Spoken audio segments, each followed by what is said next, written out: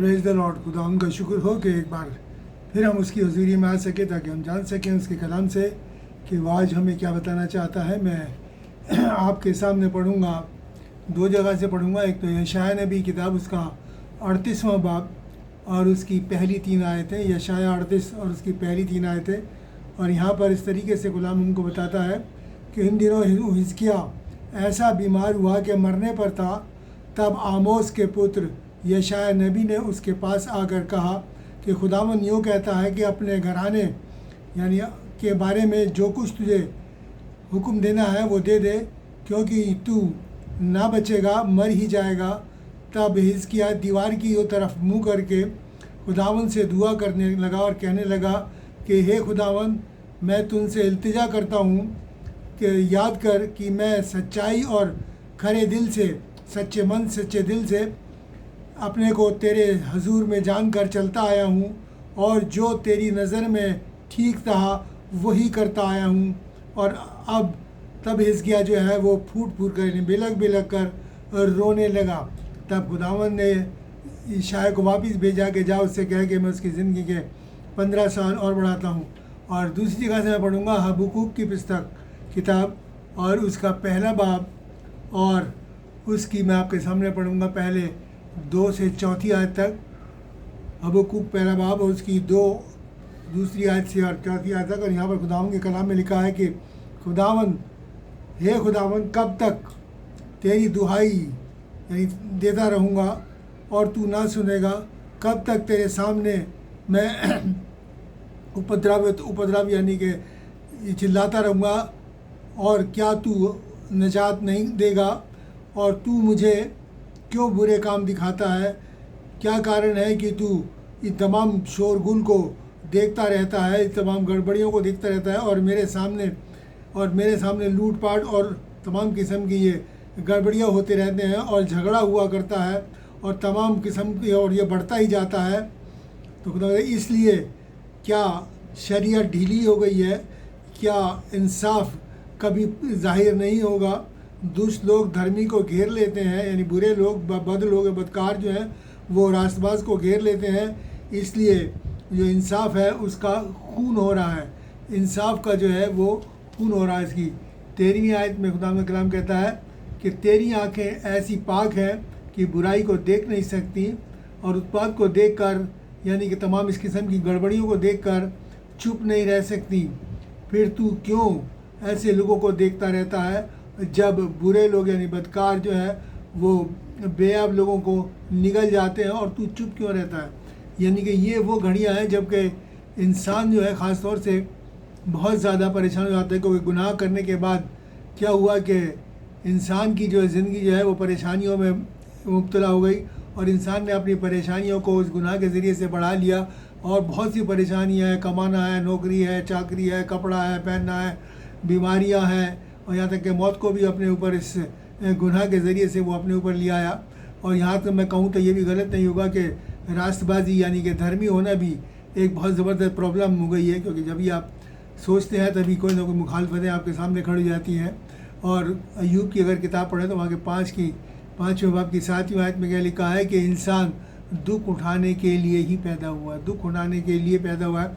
यानी कि उसने ये अच्छी तरीके से जांच लिया कि अब इंसान की ज़िंदगी में दुख होकर वो दुख को अपने ऊपर खुद लेके आया है। और ये बात खुदावंद ने कहा गया है, खुदा बताया कि किस तरीके से ये दुख अपने ऊपर आकर हम पढ़ें पैदाइश की किताब और उसका 3रा बाब और 17 से 19वीं आयत।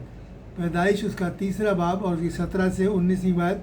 और गुनाह करने के बाद खुदावंद ने आदम से कहा कि तूने जो अपनी बीवी की बात को सुना है और उस पेड़ का, दरख्त का जो जिसके बारे में मैंने तुझे मना किया था, हुक्म दिया था कि उसे उसका फल ना खाना, तूने खाया, इसलिए ज़मीन तेरे कारण जो है वो लानती हुई है और तू उसकी जो पैदावार है वो सारी ज़िंदगी दुख के साथ खाया करेगा। जो उसकी पैदावार है तू सारी ज़िंदगी दुख के साथ खाया करेगा और वो तेरे लिए ऊँट कटारे उगाएगी और तू खेत की उपज को खाएगा और अपने माथे के पसीने की रोटी खाया करेगा और आखिर में मिट्टी में मिल जाएगा, क्योंकि तू उसी से निकला है, मिट्टी से निकला है और फिर मिट्टी में मिल जाएगा। यानी कि ये खुदावंद ने कहा कि गुनाह के बाद इंसान को ये सज़ा हमको मिली है कि ये हम जो भी अब करेंगे उसके बाग़ अदन में इंसान को कुछ नहीं करना पड़ता था। गुनाह से पहले वो अपने खूब आराम से उस बाग़ अदन की फलों को खाया करता था, लेकिन गुनाह करने के बाद उसे पसीने की बाग़ अदन से निकाल दिया गया और उसे अपने पसीने की कमाई खानी पड़ी खुद। और लिखा है कि तू मेहनत करेगा, ज़मीन तेरे लिए ऊँट कटारे यानी कांटे उगाएगी, यानी कि तुझे जो है मेहनत करनी पड़ेगी, अपने माथे की अपने पसीने की कमाई खानी पड़ेगी। और आज हम देखते हैं कि किस तरीके से इस दुनिया के अंदर ये चीज़ें बढ़ती जा रही हैं और किस तरीके से इंसान कितनी मेहनत करता है तब ये 2 जून की रोटी जो है वो जमा नहीं कर पाता। और ये बातें जो है अब और ज़्यादा बढ़ती जा रही हैं और ये अपनी जो हद को पार कर चुकी हैं। इंसान की कितनी मेहनत कर ले लेकिन उसके बाद भी वो उसके लिए रोटी 2 जून की जुगाना बड़ा मुश्किल हो जाता है। बहुत से लोग अब तक भूखे सोते हैं। क्यों? क्योंकि अब जो ये काम है बहुत ज़्यादा मुश्किल हो गया, क्योंकि गुनाह जो है वो भी और ज़्यादा बढ़ता चला गया और इसलिए इंसान ने अपनी तकलीफ़ों को और ज़्यादा बढ़ा दिया। और इसीलिए मैंने आपसे कहा था कि रास्तबाज होना यानी धर्मी होना भी एक बहुत बड़ी परेशानी दिक्कत की बात हो गई है, क्योंकि जहाँ से भी आप खुदाम के नज़दीकी मानना शुरू करेंगे आपके लिए मुखालिफ खड़े हो जाएंगे। शैतान आपके खिलाफ़ खड़ा हो जाएगा, आपके खिलाफ़ लोगों को खड़ा कर देगा, आपको सताया जाएगा, जेल में डाला जाएगा, जैसा कि आजकल चल रहा है, सब हो रहा है। लेकिन ये है कि ये सब बातें जो है खुदावंद के जब लोगों के आती हैं, लोगों के साथ ऊपर गुजरती हैं, तो बहुत सी बार लोग कह उठते हैं कि खुदावंद हमारे साथ ऐसा क्यों। जैसे कि हिजकिय्याह जो था उसने कहा कि खुदावंद मैं तो तेरे साथ से चलता रहा, तेरी मर्ज़ी को पूरा करता आया हूँ, जैसा तूने कहा मैंने वैसे ही किया है। और फिर वो रोने लगा। खुदावंद ने उसके आंसुओं को देखा और दिखा है कि मतलब एक तरीके से खुदावंद मेरे साथ ऐसा क्यों हो रहा है, मेरे साथ तू ऐसा क्यों कर रहा है। और इस तरीके से हबक्कूक की किताब में जो हमने पढ़ा उसमें भी यही हबक्कूक कहता है कि इतना ज़्यादा दुनिया में बदी फैली हुई है, इतनी बुराई फैली हुई है कि लोग जो है रास्तबाजों को हलाक कर रहे हैं, बुरा हाल सब कुछ हो रहा है दुनिया में, जबकि बुराई तेरी तू देख नहीं सकता, फिर भी ये सब क्यों दुनिया के अंदर हो रहा है, ऐसा क्यों। और ये मैं सोचता हूँ कि ये सवाल हर इंसान की ज़िंदगी में एक ना एक बार ज़रूर आया होगा कि खुदावंद मेरे साथ ही ऐसा क्यों, मेरे साथ ही ऐसा क्यों। लेकिन मैं बता देना चाहता हूँ कि जो खुदावंद मसीह पर भरोसा रखते हैं उन्हें ऐसी बातें नहीं सोचनी चाहिए। आज हम देखेंगे कि ये परेशानियाँ और ये दिक्कतें इनका क्यों मैं ऐसी बात कह रहा हूँ कि हमें ऐसा नहीं सोचना चाहिए। कई बार जब परेशानियाँ हमारे पर आती तो इसका मतलब ये नहीं है कि खुदावंद हमको दुख देना चाहता, बिल्कुल नहीं। खुदावंद हमको बिल्कुल भी दुख नहीं देना चाहता, उसकी निगाह हम पर निरंतर बनी रहती है। लेकिन क्या होता है, वो हमारी आजमाइश करता है, हमारे ईमान को आजमाता है कि हम ईमान में कितने मजबूत हैं, और हमें ईमान की मजबूती को ही वो हमारी वो देखना चाहता है। इसीलिए कई बार वो हमें दुख में भी जाने देता है। 40 साल बनी उसने अपनी कौम को जाने दिया, जंगल के अंदर भटकाया, सिर्फ इसलिए कि उन्हें दिल से हलीम करे और उन्हें खुदावंद के खौफ में जीना सिखाए। और कितनी तक 40 साल तक कैसे वो जंगल में भटकते रहेगी। इसी तरीके से यहाँ पर हम देखेंगे हमको खुदावंद जो परेशानी में डालता है, हमको देखने के लिए, हमको हलीम बनाने के लिए, हमको ऐसा बनाने के लिए कि हम सचमुच में खुदावंद के सच्चे पैरोकार ठहरें। अगर हम यशायाह नबी की किताब पढ़ें, यशायाह नबी की किताब उसका 48वां बाब और उसकी 10 और 11 आयत, यशायाह 48 और उसकी 10 और 11 आयत, तो देखिए खुदावंद का कलाम हमको यहाँ क्या बताता है। यहाँ लिखा हुआ है कि मैंने तुझे साफ तो किया लेकिन चांदी की तरह नहीं, मैंने तुझे दुख की भट्टी में डालकर आजमाया और चुना है, तुझे परख कर चुना है, और अपने लिए, हाँ अपने लिए ही मैंने ये किया है कि मेरा नाम पाक ठहरे और मैं अपना जलाल, अपनी महिमा किसी दूसरे को नहीं दूंगा। यानी कि वो अगर मेरे और आपको दुख की भट्टी में डालता है तो वो कहता है ये मैंने अपने लिए किया है, क्योंकि मैं चाहता हूँ कि मेरे बेटे और बेटियाँ और रास्तबाजी में, ईमान में ऐसे मजबूत हो कि कोई भी परेशानी उन पर आए तो वो उसमें से पीछे हटने वाले ना हो। इसीलिए वो कहता है कि मैंने, क्योंकि मेरा नाम पाक। अगर हम खुदावंद के नाम के कहलाते हैं और बुराई में लग जाते हैं, कदम पीछे हटा लेते हैं, तो किसका नाम बदनाम होता है। लोग हमें देख कर, हम बुराई में देख के किसको बर्बाद करें, बदनाम करते हैं खुदावंद मसीह को कि ये मसीह के लोग हैं, देखो कैसे काम कर रहे हैं। और इसीलिए वो कहता है कि मैं अपना जलाल, अपनी महिमा किसी को नहीं दूंगा। ऐसा ना हो कि तुम मेरा बुरा करो और फिर जो है कोई दूसरा जो है वो आके मजाक बनाए। तो इसलिए वो कहता है, खुदावंद कहता है मैंने तुम्हें दुख की भट्टी में डाल के तुम्हें इस तरीके से पाक किया है, पक किया है। तो अगर हम इस दुख की भट्टी में अगर आज हम गुजर रहे हैं तो ये सोच लीजिए कि ये खुदावंद की मर्ज़ी है, क्योंकि हम ईमानदार हैं और वो ईमानदारों को ही परखता है, बेईमानों को नहीं। बेईमानों से उसका कोई सरोकार नहीं है, वो ईमानदारों को ही परखता है और वो जानता है कि किस तरीके से कि सोने को आग में डाल के उसे साफ़ किया जाता है, सोने को और चांदी को आग में जला के उसे उसका जो खोट है वो निकाला जाता है, उसकी बुराई दूर की जाती है। इसी तरीके से खुदा जो है हमको आग की भट्टी में डालकर हमको हमारे खोट को, हमारी बुराइयों को दूर करता है, हमें परखता और देखता है, और वाकई में हम वफादार बने रहते हैं। तो फिर ये सोच लीजिए कि खुदावन जो है हमारे लिए कुछ ना कुछ बड़ी उसने हमारे लिए योजना या बड़ा प्लान जो है हमारे लिए कर रखा है बड़ी। और देखिए खुदा किस तरीके से आजमाता। अगर मैं आपको बताऊं, अगर हम पढ़ें ज़बूर भजन संहिता वो 105 और उसकी 17 से 19 भजन संहिता, ऐसे ज़बूर 5 और उसकी 17 से 19वीं आयत पढ़े तो वहाँ पर खुदा उनका कलाम हमको बार बार इस बात को बताता है। अगर आपके सामने निकाल के मैं पढ़ देता हूँ,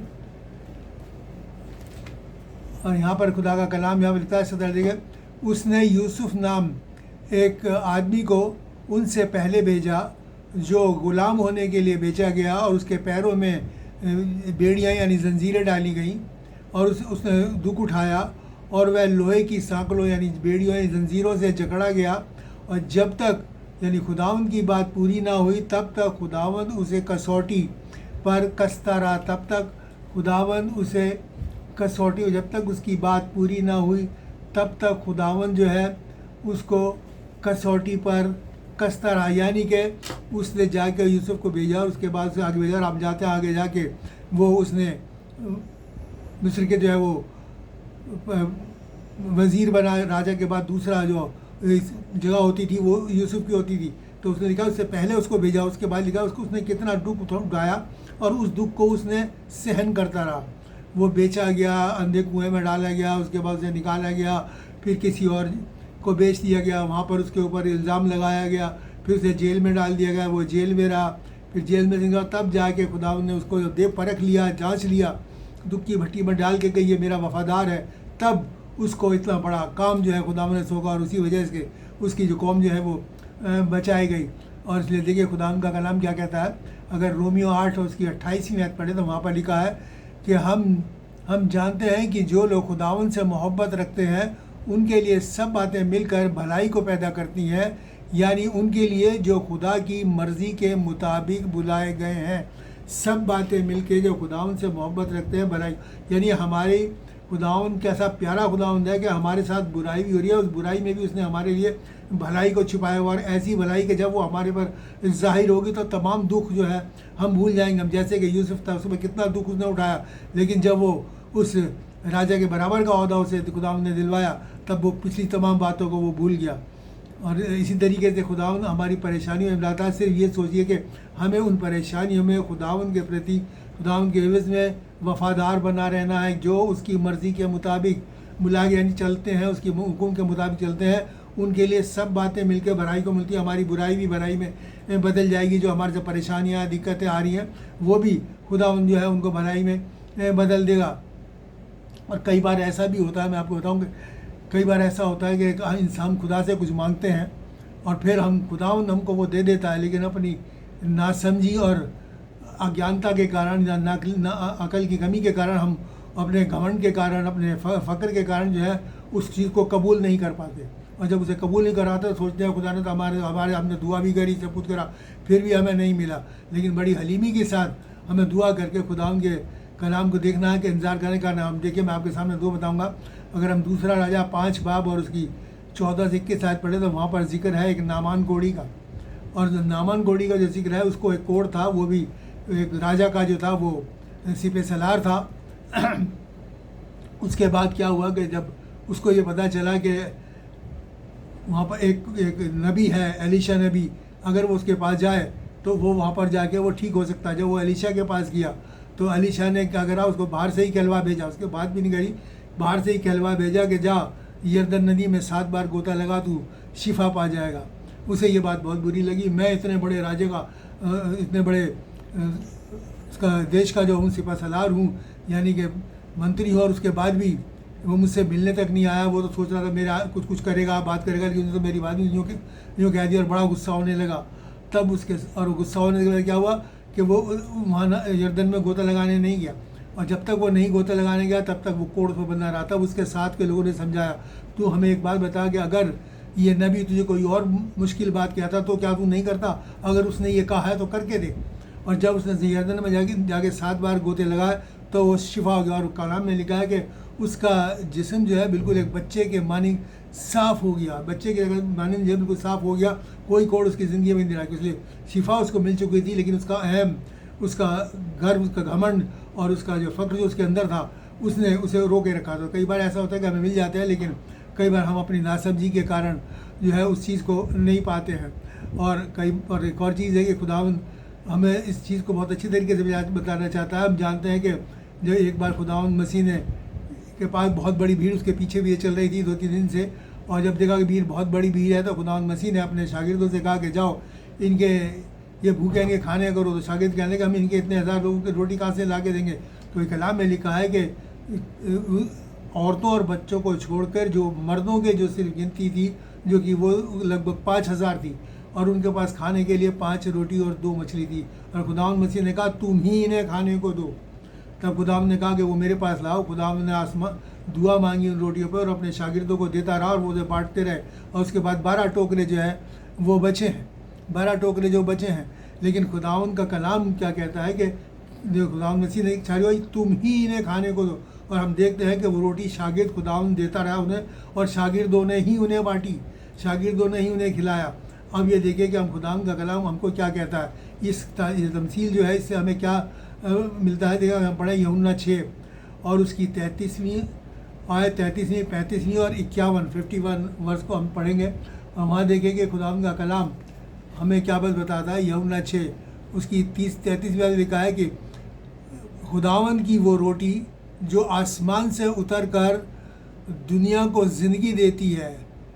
खुदावंद ने कहा 33 में कहा कि खुदावंद की वो रोटी जो आसमान से उतर कर ज़िंदगी को देती है वो मैं हूँ, जीवन देती है। और 35 में लिखा है कि जीवन की ज़िंदगी की रोटी मैं हूँ, जो मेरे पास आता है वो कभी भूखा ना होगा, और जो मुझ पर ईमान रखता है वो कभी प्यासा ना होगा। जो मुझ पर ईमान रखता है वो कभी प्यासा ना होगा। और उसी के साथ साथ उसकी 51वीं आयत 51 वर्ष में क्या लिखा है कि ज़िंदगी की रोटी जो आसमान से यानी स्वर्ग से उतरी वो मैं हूँ। खुदावंद मसीह फरमाते हैं अगर कोई इस रोटी में से खाए तो हमेशा ज़िंदा रहेगा। जो इस रोटी में से खाए वो हमेशा ज़िंदा रहेगा। और जो रोटी मैं देता हूँ वो ये रोटी वो ज़िंदगी की रोटी के लिए खुदावंद मसीह हम कहते हैं। और उसके बाद इस तमसील में जिसमें उन्हें 5,000 को खिलाया, खुदावंद कहते हैं कि तुम ही इन्हें खाने को दो। अब हमारी जो जिम्मेदारी क्या है कि ज़िंदगी की वो रोटी जो खुदावंद ने हमको दी है, यानी खुदावंद मसीह ने जो कलाम मेरे और आपको दिया, वो रोटी मेरे और आपको, हम जो उसके शागिर्द हैं, उसके जो चेले हैं, अब लोगों को बांटनी है, ताकि वो सेर आसूदा उन लोगों को जो जिनकी रूह है जो है वो भूखे उसके रूहानी जिंदगी भूखी है, वो रूह है खुदा के कलाम से सच्चाई को जानने के लिए, उस बात को खुदावंद को जानने के लिए भूखी है, उनको वो रोटी जो है जो आसमान से उतरी यानी खुदावंद मसीह की है वो रोटी मेरे और आपको बांटनी है। खुदावंद का ये हुक्म है कि अब तुम ही ने, अब हमें उन्हें खाने को देनी है। लेकिन इसके लिए पहले हमें क्या करना है कि वो रोटी हमको अपने अंदर लेनी है। जो खुदावंद का कलाम है इसको हमें पढ़ना है, इसको अपने अंदर रखना है, और उसके बाद जब उस रोटी को हम खा लेंगे यानी अपने दिल और दिमाग में उतार लेंगे, तब हम वो रोटी जो है वो दूसरों को दे सकते हैं। इसलिए खुदावंद ने कहा तुम ही खिलाओ, मेरे और आपको खिलानी। और यही बात खुदावंद मसीह ने क्या कहा मत्ती 28 और अगर 20 पढ़े तो वहाँ पर खुदावंद का कलाम कहता है वो सब बातें जो जिनका मैंने तुम्हें हुक्म दिया है यानी आज्ञा दिया है उन्हें मानना सिखाओ। यानी ये सब बातें कौन है? वो ज़िंदगी की रोटी की जो बातें मैंने जो तुम्हें बताई हैं लोगों को मानना सिखाओ। ये काम अब मेरे और आपको करना है, ताकि कोई इस तरीके से परेशान ना हो, किसी तरीके से अपने परेशानियों में, दिक्कतों में अपने आप को अकेला ना समझे। खुदावंद उसके साथ है। और जब जिनके पास ये रोटी है, खुदावंद मसीह है, ये कलाम है, वो कभी भी किसी भी तरीके से मायूस नहीं होते, बल्कि वो जानते हैं कि हमारा छुड़ाने वाला हमारे साथ है। इसलिए जिनके पास वो रोटी है कभी भी मायूस नहीं, कभी भी नहीं कहते हमारे साथ क्यों, ऐसा क्यों। बस वो यही सोचते हैं खुदावंद की मर्ज़ी पूरी हो, खुदावंद अपनी मर्ज़ी को पूरा करे।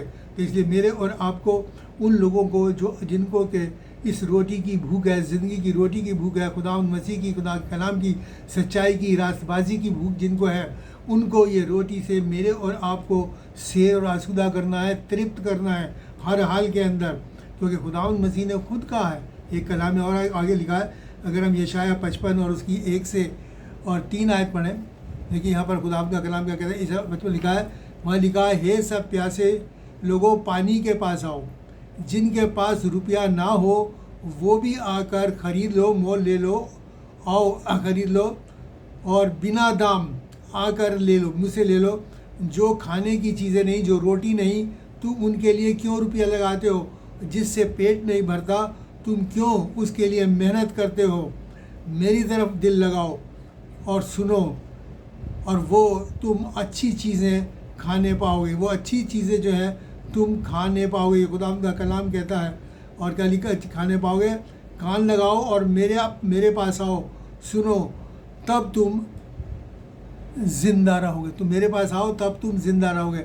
यानी जिनके पास नहीं, आज ये रोटी खुदा की तरफ से हमको दी गई और ये फ्री मिल रही है। खुदा ने कहा ये कलाम तुम्हें मुफ्त मिला, मुफ्त तो आज मुफ्त में हम लोगों को दे रहे हैं। ये ज़िंदगी की रोटी हम दे रहे हैं। आज लोग इसका मजाक उड़ा रहे हैं, लोग इसको मानना नहीं चाहते, लेकिन एक वक्त आएगा जब ये रोटी उठा ली जाएगी और तब लोग रोएंगे, पछताएंगे, गिड़गिड़ाएंगे, तब उनको ये रोटी नहीं मिलेगी। आज वो इसको कबूल नहीं करते, लेकिन जो इसे कबूल करेंगे वो हमेशा की इस ज़िंदगी को हासिल करेंगे। इसलिए लेकिन मेरे और आपको ये काम करना है कि ये रोटी जो आसमान से उतरी है, ज़िंदगी की रोटी है, खुदा का कलाम जो है, हमें लोगों तक पहुँचाना है। हमें लोगों तक पहुँचाना है, हमें अपनी ड्यूटी पूरी करनी है, ताकि उनकी रूहें जो खुदावंद की प्यासी हैं वो उसे सैर आसूदा कर सकें। और खुदावंद के काम करने का तरीका बहुत अजीब है, बहुत अद्भुत है। और वो देखे क्या किस तरीके से काम करता है। खुदावंद के कलाम क्या लिखा है, वो भूखा रहा लेकिन हमको उसने खाने के लिए रोटी दी। वो प्यासा रहा, उसने हमें ज़िंदगी का पानी दिया। जैसे कि अभी हमने पढ़ा कि क्या होगा कि वो कभी जो मुझ पर ईमान रखेगा वो कभी प्यासा ना होगा। फिर लिखा है तीसरी चीज़, वो ज़ख्मी होकर उसने हमारे ज़ख्मों को ठीक किया। फिर चौथी चीज़, खुदावंद बीमार रहकर उसने हमें शिफा दी। खुदावंद खुद बीमार था, कलाम में पढ़े तो हमारी लिखा है कि रोग से उसकी पहचान थी। फिर खुद मौत को अपने ऊपर लेके उसने हमको ज़िंदगी दी। और देखिए खुदावंद छठी बात क्या क्या लिखा है कि हमारी परेशानियों में हमें चैन और आराम बख्शा। इसलिए वो कहता है, दुख और बोझ से दबे हुए लोगों मेरे पास आओ, मैं तुम्हें आराम दूंगा। और सातवीं बात क्या है कि खुद लानतान और बुराइयां सही सारी, और क्या करा, हमें मोहब्बत का पैगाम दिया। खुदा ने कैसा उसका अद्भुत काम है। या हम कह सकते हैं कि हमारा जो खुदावंद है एक घायल यानी एक ज़ख्मी वैद्य है, चिकित्सक है, हकीम है। किस तरीके से, इसलिए खुदावंद ने लिखा है, कलाम में लिखा है कि जब उसने हमारी तरह दुख उठाया था, वो हमारे दुखों में भी हमारी मदद कर सकता है। खुदावंद मसीह के लिए कलाम में लिखा। तो इसलिए अगर हम पढ़ें इस बात को देखें, अगर हम यशाया 53 और उसकी 3 और 5वीं आयत पढ़ें, यशाया 53 और उसकी तीसरी से और 5वीं आयत पढ़े, तो वहाँ पर खुदावंद का कलाम क्या लिखा है। यहाँ पर लिखा है, वो तुच्छ यानी कि बहुत हकीर जाना गया और लोगों ने उसको छोड़ दिया। वो एक बहुत दुखी आदमी था और बीमारी से उसकी जान पहचान थी, लोग उससे मुंह फेर लेते थे। वो हकीर जाना गया और हमने उसकी एक कीमत नहीं जानी, हमने उसकी एक कीमत नहीं जानी। और लिखा गया, इसलिए खुदावंद मुँह फेर लेते और लिखा, और उसने हमारे रोगों को सह लिया, हमारी बीमारियों को सह लिया और हमारे दुखों को उठा लिया। तो अभी हमने उसे खुदावंद का मारा कूटा हुआ और बुरी हालत में पड़ा हुआ समझा। हमारे ही गुनाहों के कारण वो घायल किया गया और हमारी बदी के कारण, बुरे कामों के कारण वो कुचला गया, और हमारी ही तसल्ली के लिए उसके ऊपर ताड़ना पड़ी, यानी उसके ऊपर लानतान पड़ी, और कि उसके कोड़े खाने से हम चंगे हो जाएं। यानी खुदावंद, इसीलिए मैंने आपको कहा कि वो एक घायल चिकित्सक है। और हम कौन हैं? हम उसके चेले हैं। हम भी एक घायल चिकित्सक है। खुदावंद ने ये जिम्मेदारी अब मेरे और आपको सौंपी है कि हमें हर हाल में, चाहे दुख हो, चाहे तकलीफ़ हो, चाहे परेशानी हो, चाहे परसिक्यूशन हो, चाहे सताव हो, चाहे कितना भी जुल्म और सितम क्यों ना हो, ये काम मेरे को अब करना है। ये रोटी खुदावंद की हमें लोगों को हर हाल में बांटनी है। इसके लिए पौलुस बड़ी सख्त बात बोलते हैं, कहते हैं कि ये करना मेरे लिए ज़रूर है, और अगर मैं ना करूं तो मुझ पर आए। तो इसलिए ये काम मेरे और आपको करना ज़रूरी है। और खुदावंद के कलाम में भी ये लिखा है, अगर हम दूसरा तीमुथियुस उसका 4 बाब और 5वीं आयत पढ़े, तो वहाँ पे लिखा है, तू सब बातों में होशियार रहे, सावधान रहे, तो दुख उठा, बशारत यानी सुसमाचार प्रचार का काम कर, और अपनी खिदमत यानी सेवा को पूरा कर। यानी दुख उठा और इस काम को, और होशियार रह कि तू खुद ना गिर पड़े, अपनी भी चौकसी कर और होशियारी के साथ खुदावंद के कलाम को उन लोगों तक पहुंचा, और ये काम करके अपनी खिदमत को पूरा करिए। हमें अपनी खिदमत को पूरा करनी है कि वो रोटी खुदावंद से लेनी है, जैसे 4 चेलों ने लेके उन लोगों को बांटी, हमें भी खुदावंद के जो भूखे और प्यासे हैं उन लोगों को वो देनी है। और इस रोटी में जो कलाम है, खुदा का कलाम है, इस रोटी में जो हमें बांटनी है, हमें क्या क्या मिलता है, हम ये देखें खुदावंद की तरफ से कि हमें क्या क्या मिलता है। पहली चीज़ जो है उसमें मिलती है कि हमारी खुराक, हमारा भोजन हमको मिलता है, हमारी खुराक है, क्योंकि खुदावंद का कलाम ही हमारी एक खुराक, खुदावंद का कलाम है और दिखाया। और दूसरी चीज़, हमें ज़िंदगी का पानी यानी कि जीवन का जल मेरे और आपको मिलता है। फिर इस रोटी के अंदर मेरे और आपके लिए गुनाहों की माफ़ी है। खुदावंद मसीह में मेरे और आपके लिए गुनाहों की माफ़ी है, और इसके अंदर खुदावंद की मोहब्बत है, बेशुमार मोहब्बत, जिसको कोई बयान नहीं किया जा सकता कि वो हमारे लिए आया, मारा गया, गाड़ा गया और तीसरे दिन मुर्दों में जी उठा। कितना दुख उसने उठाया, बेशुमार मोहब्बत मिलती है। फिर हमारे लिए उसके अंदर क्या है, शिफा है, चंगाई है। खुदावंद इस रोटी को जब हम खाते हैं तो खुदावंद हमको शिफा देता है, चंगाई देता है। फिर हमें चैन और आराम की ज़िंदगी इनायत फरमाता है। दुख और बोझ से दबे लोगों मेरे पास आओ, मैं तुम्हें आराम दूंगा। फिर खुदा की संगति यानी शराकत मेरे और आपको मिलती है। हम उसकी शराकत को हासिल करते हैं, खुदा की संगति में आ जाते हैं और उसके साथ एक रूह हो जाते हैं। खुदा उनका बहुत बड़ी बात है, खुदा उनका शुक्र हो। फिर 8वीं चीज़ यह है कि हमेशा की ज़िंदगी पाते हैं, हमेशा की ज़िंदगी इस रोटी से मेरे और आपको मिलती है। और क्या है नवी बात जो हम पाते हैं वो ये कि आसमान की बादशाह, स्वर्ग राज्य, आसमान की बादशाह मेरे और आपकी होती है, जिसमें कि हम हमेशा तक खुदा उनके साथ रहेंगे। इसलिए मेरे और आपको मायूस होने की ज़रूरत नहीं। मसीह ज़िंदगी कोई मायूसी की ज़िंदगी नहीं। इसलिए पौलुस भी कहता है, मैं अपने दुखों पर घमंड करता हूँ, फ़ख्र करता हूँ, क्योंकि मसीह मुझे कुव्वत देता है कि जब भी मैं कमज़ोर होता हूँ तभी मैं ताकतवर होता हूँ। तो ये खुदा का कलाम मेरे और आपके लिए, हमारी कमज़ोरियों में भी उसने हमारे लिए अपनी ताकत, अपनी कुव्वत को छुपा के रखा हुआ है। और इसीलिए देखिए रोमियो 8 और 18 में खुदा का कलाम हमको क्या बताता है। यहाँ लिखा है कि मैं समझता हूँ कि इस वक्त का दुख और दर्द उस महिमा और जलाल के सामने कुछ भी नहीं जो जाहिर होने वाला है, जो प्रकट होने वाला है, यानी जो हमको मिलेगा खुदावंद के बाद, जो हमको मिलेगा सब उठाने के बाद, उसके सामने ये दुख कुछ भी नहीं, ना के बराबर है बिल्कुल। और ये बात मैं कई बार आपको बता चुका हूँ। अगर हम पढ़ें यूहन्ना की इंजील उसका 16वां बाब और उसकी 22 और 23 आयत, यूहन्ना की इंजील उसका 16वां बाब और उसकी 22 और 23वीं आयत मैं आपके सामने पढ़ दूँ।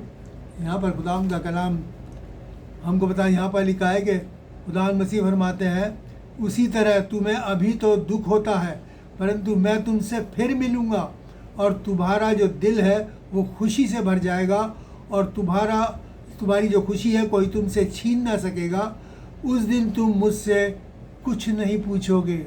यानी तुम इतनी उस खुशी को हासिल करोगे कि तुम उस गम को भूल जाओगे कि कभी तुमने ज़िंदगी में खुदावंद के लिए दुख भी उठाया है। इतनी खुशी मिलेगी कि जब उस जलाल को, उसके जलाली रूप उसमें हम देखेंगे तो तमाम दुख और दर्द अपने भूल जाएंगे।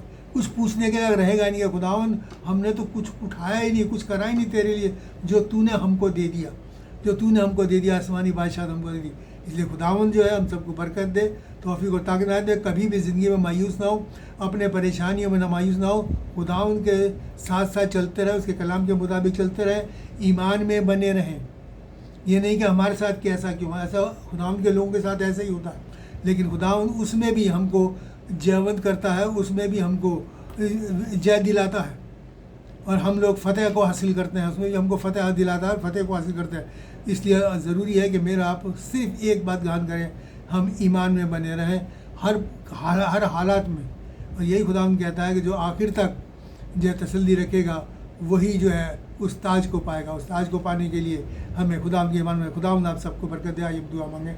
शुक्र करते हैं प्यारे बाप आसमानी तमाम नेमत और बरकतों के लिए, और पिता परमेश्वर ख़ास तौर से तेरे इस कलाम के लिए जो आज हमें पिता परमेश्वर, जिससे हमारी पिता परमेश्वर हौसला अफजाई हुई है प्यारे बाप आसमानी, जिससे कि हमने जाना है कि हमें भी कभी भी मायूस नहीं होना, बल्कि तू हमारे साथ है और हमारी मदद करता है, सहायता करता है। और तमाम परिस्थिति हालातों में भी तो तेरी निगाहें हमारे ऊपर लगी रहती हैं और तू हमें देखता रहता है और अपनी कुव्वत से बढ़ता रहता है। तेरा शुक्र हो, हर सुनने वालों को अपनी बरकत दे। सबके लिए बरकत मांगते हुए दुआ खुदाम यीशु मसीह के नाम से मांग, आमीन। अब हमारे खुदाम यीशु मसीह का फजल, कुतुब आपकी मोहब्बत और पाक रूह की रिफ़ाक़त हम सब के साथ और तमाम मसीह ईमानदारों के साथ अब से लेकर हमेशा तक होती रहे, आमीन। खुदावंद आप सबको बरकत दे, तौफीक और ताक़त इनायत फरमाए। और मैं इल्तिजा करूँगा ज़्यादा से ज़्यादा इस मैसेज को आप शेयर करें ताकि दुनिया के छोर तक पहुंच सके। खुदा की बरकतें आपको मिले। अपने कमेंट भी हमें ज़रूर लिखिए, हमें इसकी बहुत ज़रूरत है, आपके कमेंट हमें लिखिए। लेकिन शेयर करना और सब्सक्राइब करना ना भूलिए। खुदा आपको बरकत दे। God bless you.